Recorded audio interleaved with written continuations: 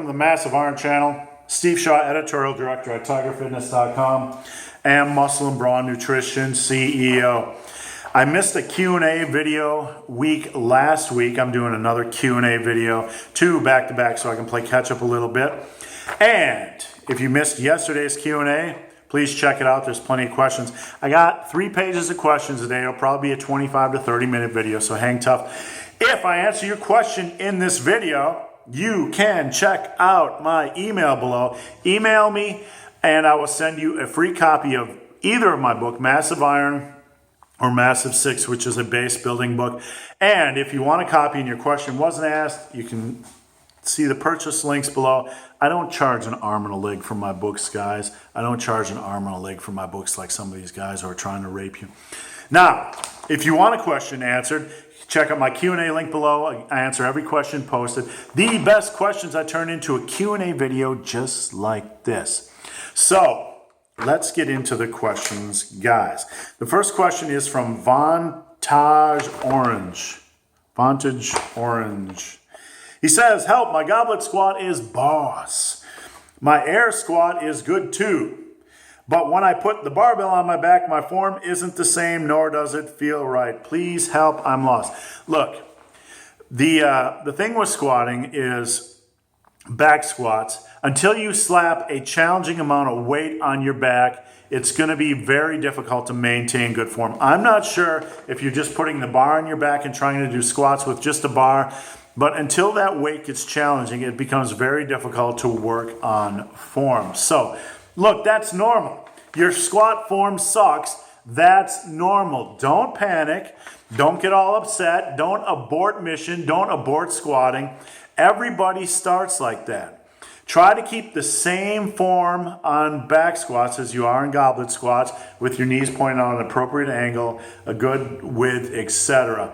But get on the worldwide interwebs, on the worldwide YouTube. You're going to have to take some time and learn. You study squat articles, study squat videos. That's just part of the process. You just can't wake up magically one day and know how to squat. So it's going to take some time. The only thing I can say is, look, be patient, study all you can, do the best you can to learn from seasoned professional squatters, professional coaches, guys that know what they're doing. Not these bro bodybuilding meathead monkey boys who think they squat and they have knees forward and don't really know how to squat. So look, best advice I can get is study, study, study. This is a long road we're on. Obviously, you're probably going to be lifting for the rest of your life. Just be patient, learn how to squat, study all the resources you can. Things will come around. It's just like anything else, from kung fu to knitting a sweater. It takes time to master the basics, so just be patient. Next question is from Giole Salvatori. Sorry, I'm just being silly, kid. Just being silly. Just being big, hairy, ugly. All right. Hey, bearded man, what do you think? When do you think it's time to move from a style of training based on linear progression to some kind of periodized training? Good question. Look, linear periodization, if you're doing it right, runs its course very quickly. I believe that once you become a late beginner to early intermediate, once you get your bench over like, say, 185, your squats over, say, 275, your deadlifts, say, over 315 to 345, it's really time to do something other than linear progression. Do you need to do periodization? No. At that point, I would recommend focusing on, if you're doing linear progress, focusing on something that the Big Hairy Ugly Dude teaches, which is maximizing sets. I am a huge proponent of maximizing sets. Pushing sets for as many reps as possible, stopping that set when you feel like you might fail on the next rep, or when you feel your form might break down. So if you're going to do linear progression, you can use that to build a strength base like the first 6 months, 6 to 8 months or so. Then move over to maximizing sets. And then after a couple, 2-3 years, you might want to do some form of non-linear periodization where you train heavy 1 week and then you do something like rest pause or volume work the next. So I hope that helped. Let me get some gains here, guys. I'm a little bit sweaty from working out. Got that farmer tan going on, that white trash farmer tan going on. Look at that farmer tan. All right, what's next? What's next is from What's Next. I started squatting about 4 months ago. I weigh around 220, and he's 6 foot tall, 19 years old. I feel as if this lift needs most work. This lift needs more work than his others. It's lagging behind his deadlift and bench. Could you give me advice on keeping my elbows tight, tucked and pointed?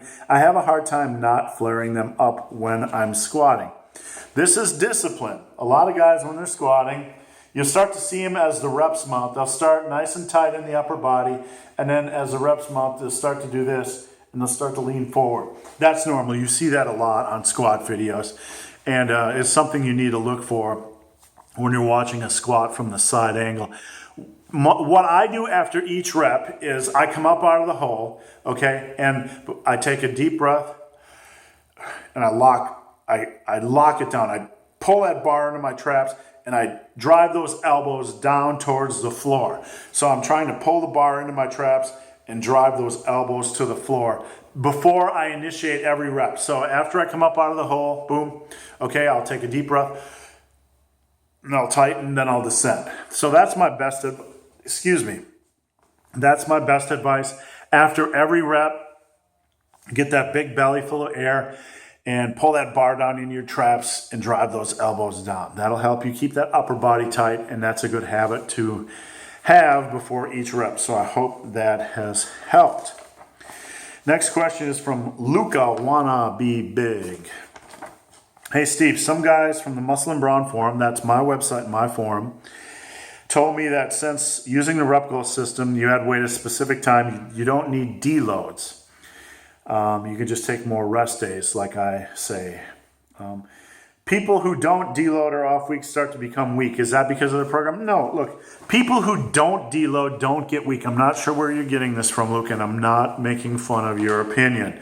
I'm just saying the statement that people who don't deload get weak is not true at all. I've worked with hundreds and hundreds of bodybuilders. I've been doing this since '86. Deloading is really a modern phenomenon. The obsession with deloading, I should say, is a modern phenomenon. Back in the day, guys would just train and train and train and then listen to their body and take like a week off every 8 to 12 weeks. Beginners don't need to over deload. You could train probably 6 to 8 months building strength before you even need a week off right out of the gate. After that point, I would probably, I like to recommend not scheduling deloads, but taking additional days off when your body feels beat up. That's what I do. I train intuitively, so I'll train, and then when I feel kind of beat up, I'll just take an extra day off or an extra 2 days off, sometimes an extra 3 days off. The only time I have really deloaded in 30 years of training is when I was frequently squatting. I was trying out a 2-week program where I would squat 3 times a week, deadlift 2 times a week, bench 3 times a week, and I was training 6 days a week. 5 or 6 days a week. I would train hard like 2 weeks in a row and then deload. I was overreaching and then deloading. Did that work? Yeah, but eventually I morphed it where I found out I didn't even need to do that. I just cut down on my frequency a little bit and just used more intuitive rest days. So the idea that guys that don't deload get weaker is not true. Not true. What you really need to do is become intuitive with your rest. Randomly scheduling weeks off in the future, thinking you might need rest at point X in the future, doesn't make sense to the big, hairy, ugly dude. You need to listen to your body. It's okay to take a week off every 8 to 12 weeks. That's okay. Get out, do something fun, go hiking, go on a picnic, frolic in the flowers, whatever you want to do. I don't care. Go have sex nonstop for 7 days. Go eat at every Chinese buffet you can find for 7 days. I don't care. Sometimes we need that time to get away from the iron. That's cool. But I don't like just planning random deloads every 4 to 6 weeks because somebody says I need to deload. Look, most of us who aren't top level powerlifters don't deload. Even the old school powerlifters, they'd run 16, 12, 8-week periodization programs, peaking programs. They'd run volume training in the off season, and then they'd run like these peaking programs. They wouldn't deload during these 8, 12, 16-week peaking programs. This is a modern phenomenon. If you have appropriate volume volume, appropriate intensity. Just listen to your body and add days off when you need to. So I hope that has helped. Guys who don't deload do not get weaker. If they are getting weaker, then if you're not deloading and you're getting weaker, you're probably doing too much volume. You probably need to pull back a little bit or eat more. All right. Next question is from Magda Ogorek. I hope I pronounced that correctly. Magda says, I have a question about the keto diet. It has been successful in helping people lose fat, but can it also be used to build muscle if you are in a caloric surplus? Are carbs needed to build muscle? Look, when I came down with diabetes a couple years ago, I moved to an almost all clean eating diet. I eat junk on the weekends sometimes. I did last night. I had ice cream and tortilla chips. But if you're trying to build muscle, I wouldn't focus on a keto diet. I would focus on a low carb eating lifestyle based around mostly clean whole foods. I eat as many fruits and vegetables as I want. Obviously, I don't eat a ton of fruit because of my diabetes, but things like blueberries and strawberries. I don't eat bananas. I could eat oranges if I want, apples if I want. I don't overdo them, but I allow myself as many fruits and vegetables as I want. I eat a lot of vegetables. I eat a lot of meats. I eat a lot of things like avocados and sour cream, stuff like that. So if you want to try bulking or building muscle on a low-carb eating lifestyle, don't worry about keto. Don't worry about being in keto. Just eat mostly whole foods. Avoid like rice. You can eat a potato every now and then. Avoid breads and sugars and flour-based foods.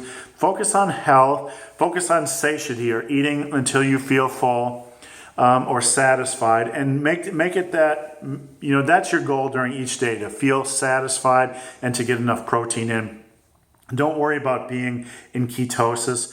Worry about reaching satiety with your diet, eating enough food, eating enough protein, and yes, you can build muscle. I've got up to a 1900, or I've lost 100 pounds eating this way and been able to build strength. And I've been, even though I've had a rough 6 weeks and have lost a little bit of muscle mass, it's starting to come back. But I was actually at my biggest muscle-wise about 6 weeks ago, having eaten a low-carb lifestyle for about 18 months. And when I say low-carb, I'm not doing the paleo thing. I don't obsess about paleo. I just do it for health, and it's just a better fit for me with my diabetes. So I hope that helped. Next question is from Andreas. Andreas says, I feel a little silly asking you something so soon, but here goes. You guys ask away. Ask away. I'm here to help you. Ask a billion questions a week. That's what I'm here for. He says, creatine is something I've never tried before, but now I'm thinking about giving it a try.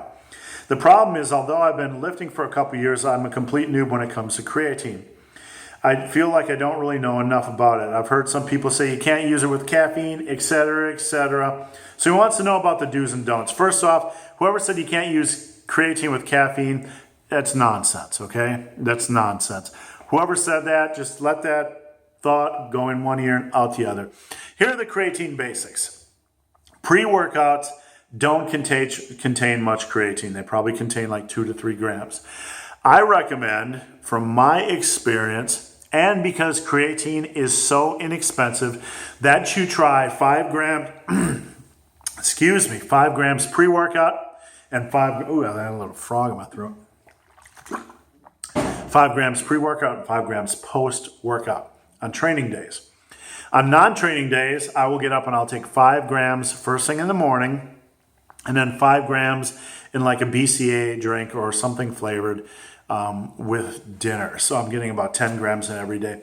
I've just found personally that when I'm at 10 to maybe 15 grams of creatine a day, my pumps are better. Now, there is some evidence that muscle pumps are beneficial when it comes to hypertrophy or the muscle building process. So, because of this research, you have nothing to lose by intaking 10 grams of creatine a day.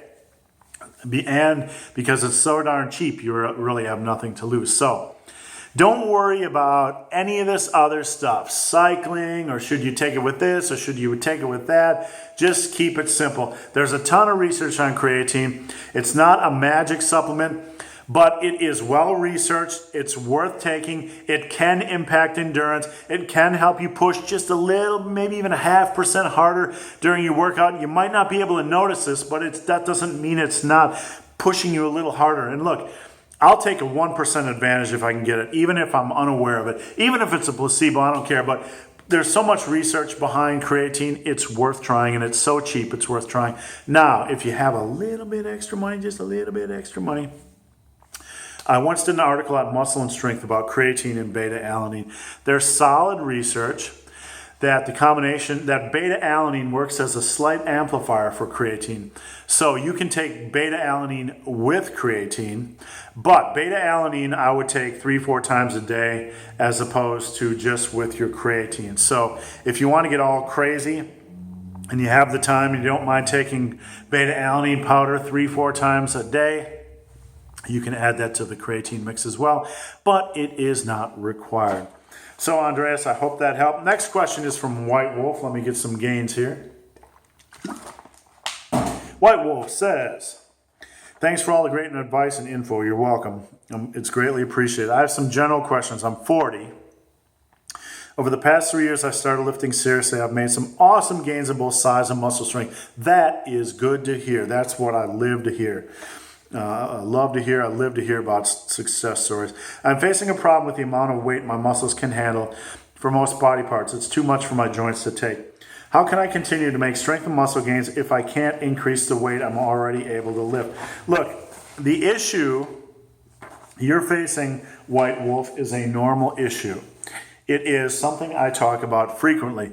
Once you reach those intermediate stages, if you are doing it right, like you are, you've pushed those strength levels up, but your body can't take that strength pounding week in and week out. So at this point, it is time to evolve your training.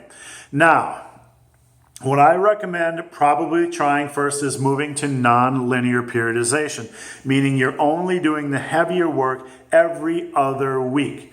And during the heavy work, you probably want to reduce the volume a little bit by 20 to 30% overall on the big compound movements. So you've been going heavy every week. Right now, I want you to try heavy every other week. And heavy is like probably 5 to 8, maybe 10 reps on the big compound movements, pushing for progression. We're not talking about singles, doubles, or triples. We're talking about max effort sets of 5 to 10 to even 12 reps on the big compound movements, pushing for progression. So on the off weeks, you might want to do things like 4x10 or 5x10, where you're doing more volume, but the weight is relatively lighter. Or my personal favorite is rest pause training, where you drop the weight by maybe like 20% over your heavy weeks, and you also drop the rest in between sets to like 30 seconds. So you're going to be pushing for progression, but it's going to be with a lighter weight. It's still going to really build muscle. I found that rest pause training is excellent for muscle building. That would be the next step, nonlinear periodization, where you keep doing what you're doing right now. You just drop the volume of sets by 20 to maybe 30%, and you only do that every other week. And during your opposite week, you do some type of rest pause training.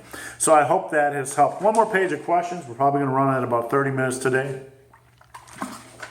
Big, hairy, ugly dude. Oh, allergies are just kicking my ass. I look like a raccoon, kids. Next question is from Manlet.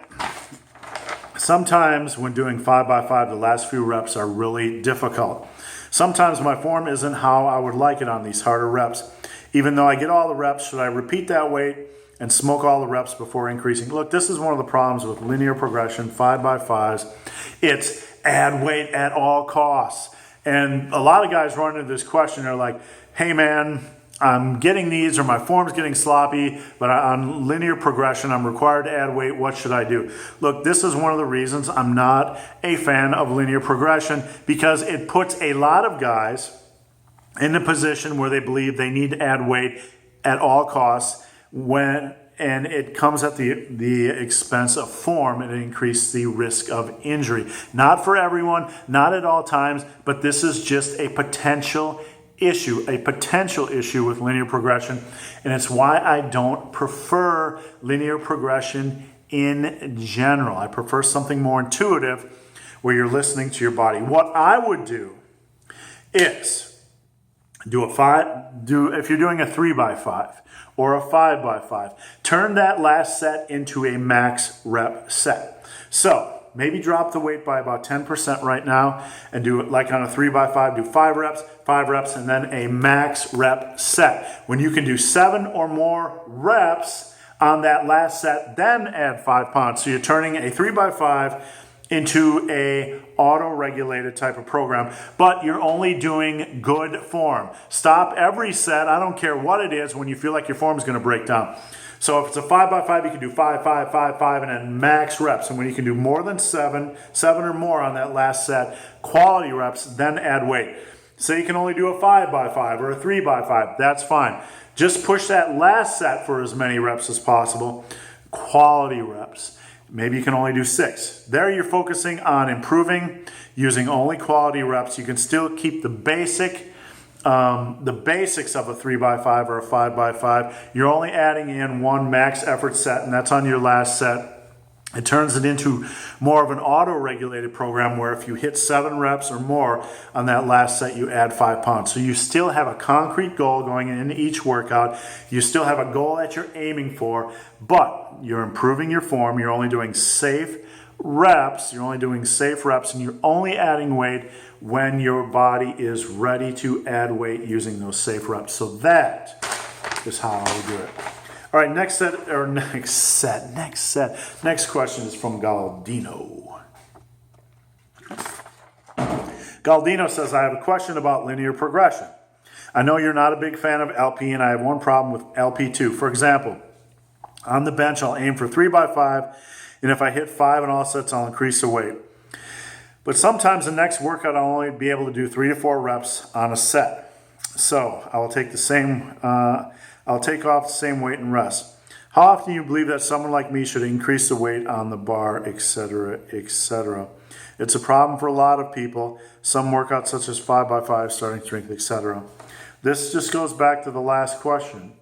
Look, once you reach the early intermediate stages, you're going to have off workouts. It's part of the process. You're going to have, if your diet's on point, you're going to have workouts where you might drop a little, you might just have an off day. I tell people to expect an off workout maybe once a month for a lift. Back when I was at my peak, about age 30, strongest in the bench press, I was doing about a 430 raw, natural, kids, a real natural. I didn't even know what a steroid was. I'd have a bad workout once a month. My reps would drop, but I would still go in and keep hammering away. That's really what you need to do. You're going to have bad workouts. I would switch, just like to the last question, of more of an auto-regulated. We're doing 5-5 and then a max reps on the last set.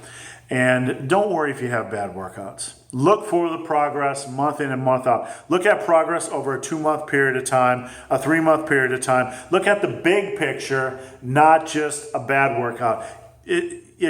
Progress doesn't work like you're always consistently making a step up. Sometimes it's 2 steps up, 1 step back. Sometimes it's 5 steps up, 2 steps back. Look at the big picture, especially when you become an intermediate. Intermediate, not everything is going to be progress every workout. But most of all, listen to your body. And if you're taking too many steps back, maybe you're undereating, protein, maybe you're doing too much volume, maybe you're doing too much frequency, maybe you're not doing enough volume, you might have to make a small change. So I hope that has helped, Galdino. 2 more questions in this video. Next question is from Casey, B, 1987. Casey says, my question's about dealing with excess skin after fat loss. When I started lifting about a year and a half ago, I was over 300 pounds. Now he's 240. He's trying to hit 215 to 220. He's starting to notice loose skin around his chest and belly. Do you have any advice for tightening up the loose skin, or is it something I have to learn to live with? Look, I'm going to be honest. I was a 346-pound power lifter. I have a very minor amount of loose skin on my lower abs. It's not anything insane like a lot of these guys have lost, but there's just a little bit. And it's been there for 18 months. Nothing has improved it. I don't honestly know of any way that you're going to tighten loose skin. I think the reality is that if it's a major cosmetic issue, it is going to require surgery, or that you just understand it's going to be there for life if you don't want to do surgery. I'm not encouraging people to do surgery. I'm just saying the reality is I don't think there's anything you can do to improve loose skin.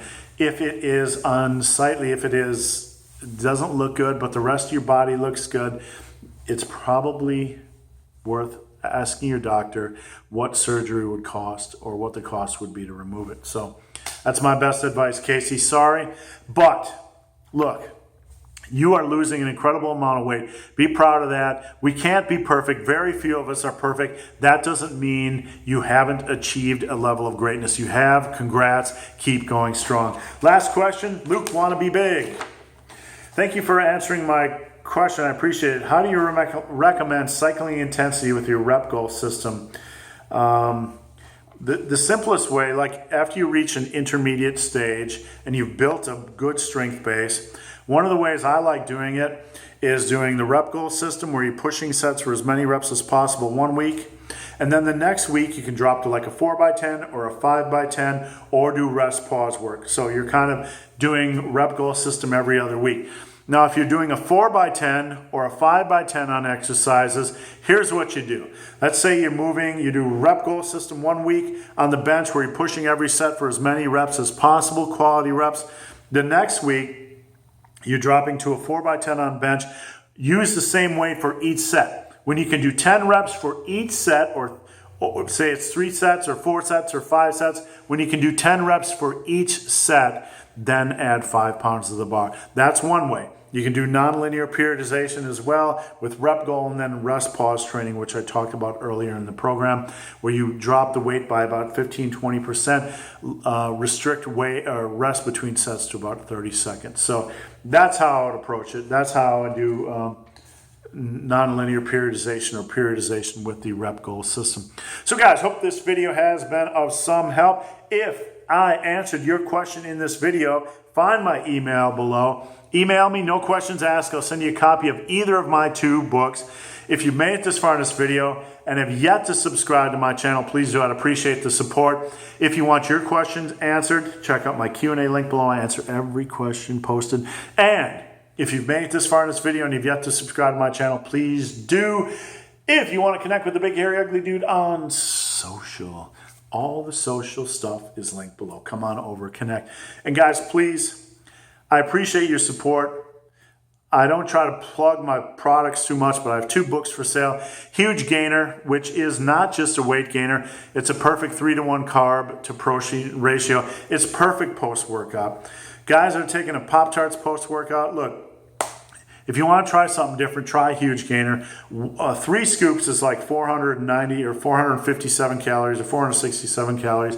It's got 25 grams of protein, good carbs post-workout, and it's only $24.99 for 30 servings. So if you're only lifting 4 to 5 times a week, it's only like 50 cents a workout or something ridiculous like that. So guys, as always, thanks for watching. Have a great day.